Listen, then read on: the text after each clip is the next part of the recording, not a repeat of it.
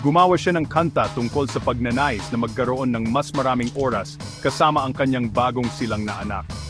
3 buwan matapos siyang mamatay, ito ang naging #1 na kanta sa Amerika, at hindi na ito parang isang hiling, kundi isang mensaheng huli na nang ipadala. Noong Setyembre ng 1971, naging ama si Jim Croce. Hawak niya sa unang pagkakataon ang kanyang bagong silang na anak, si Adrian James, AJ, at binago siya ng sandaling iyon. Halos buong buhay ni Croce ay hinabol niya ang musika kung saan man siya pahintulutan nitong tumugtog. Maliliit na club, mga campus ng kolehiyo, mga bar kung saan nag-uusap ang mga tao habang kumakanta, mahabang biyahe, murang hotel, maliit na pera, walang katapusang paggalaw.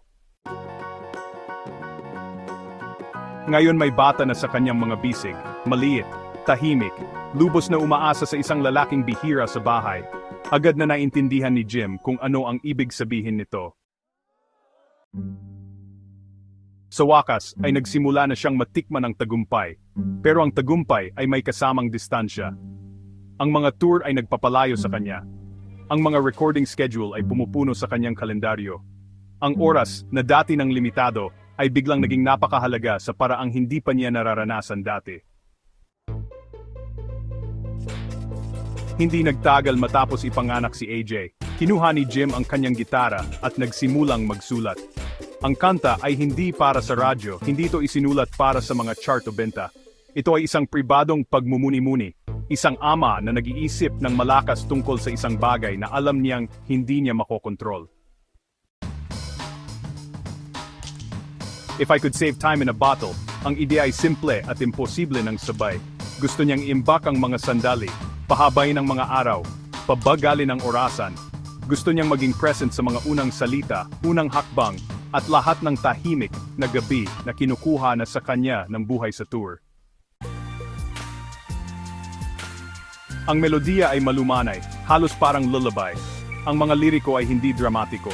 Ang mga ito ay pinigilan, mapag-isip, at lubhang personal. Hindi humingi ang kanta ng mas maraming tagumpay o pera o kasikatan. Humingi ito ng oras. Ni-record ni Croce ang Time in a Bottle noong 1972. Lumabas ito sa kanyang album na You Don't Mess Around with Jim, pero hindi ito ni-release as a single. That time, isa lang itong track sa marami. Hindi mismo nakita ni Jim ito bilang isang hit. Para sa kanya, it was something he wrote for his son, hindi talaga for the world. Ni-record ni Croce ang Time in a Bottle noong 1972. Lumabas ito sa kanyang album na You Don't Mess Around with Jim, pero hindi ito ni-release as a single. At that time, isa lang itong track sa marami. Hindi mismo nakita ni Jim ito bilang isang hit. Para sa kanya, it was something he wrote for his son, not really for the world. Samantala, tuluyan ng sumikat ang kanyang karera. Sa pagitan ng 1972 at 1973, si Jim Croce ay mula sa pagiging halos hindi kilala tungo sa pambansang pagkilala. Ang You Don't Mess Around with Jim ay malawakan na tugtugtog sa radyo. Ang Operator, That's Not the Way It Feels, ay lubos na nakakonekta sa mga tagapakinig. Pagkatapos ay umabot sa #1 sa Billboard Hot 100, ang Bad, Bad Leroy Brown. Bigla natapos ang mga taon ng paghihirap. Pero ang kapalit ay pagod. Si Croce ay laging nasa biyahe. Namimiss niya ang bahay. Namimiss niya si Ingrid, ang kanyang asawa. Namimiss niya ang kanyang anak na lumalaki nang wala siya. Naalala ng mga kaibigan kalaunan na madalas siyang magsalita tungkol sa pagtigil na sa pagtutour. Plano niyang mag-focus sa pagsusulat ng kanta, pagre-record, at paggugol ng oras kasama ang kanyang pamilya. Sinabi niya sa mga tao na gusto niyang umalis sa kalsada. Sa mga sulat at pag-uusap, nilinaw niya ito ang magiging huling tour niya. Noong Setyembre 20, 1973, nagtanghal si Jim Croce sa Northwestern State University sa Natchitoches, Louisiana. Nagtagumpay ang palabas. Pagod siya, pero nakahinga siya ng maluwag. Ilang petsa na lang ang natitira bago siya tuluyang makauwi. Nang gabing yon, sumakay siya sa isang maliit na charter plane kasama ang 5 iba pa, kabilang ang kanyang gitarista at malapit na kasama, si Maury Mulaisen. Pagkatapos lang ng takeoff, bumangga ang eroplano sa isang puno ng pekan habang umaakyat at bumagsak. Lahat ng 6 na tao sa loob ay namatay agad.